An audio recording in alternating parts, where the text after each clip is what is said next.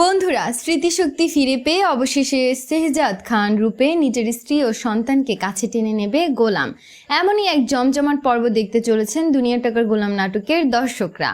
দিন যত যাচ্ছে ততই দর্শকদের কাছে জনপ্রিয় হয়ে উঠছে এই নাটকটি।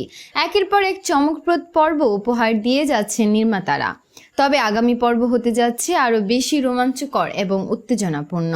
দীর্ঘদিন ধরে দর্শকরা অপেক্ষা করছিলেন কবে গোলামের স্মৃতিশক্তি ফিরে আসবে এবং সে আবার শেহজাদ খান হিসেবে নিজের পরিচয় ফিরে পাবে।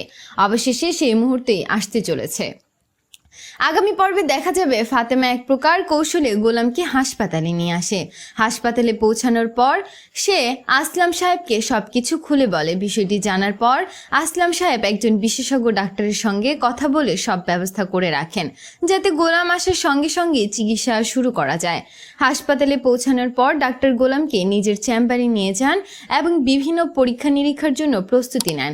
বিষয়টি দেখে গোলাম অবাক হয়ে যায়। সে বলে, আমার তো কিছু হয়নি, ভাবির হাত কেটেছে, তাই আমরা ডাক্তার দেখাতে এসেছি।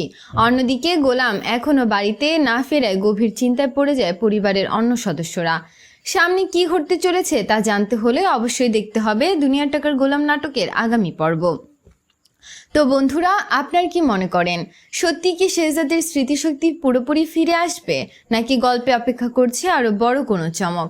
আপনাদের কি মতামত লিখে জানিয়ে দিন কমেন্ট করে। পরবর্তী আপডেট সবার আগে পেতে সাবস্ক্রাইব করুন আমাদের চ্যানেলটি। ধন্যবাদ সবাইকে।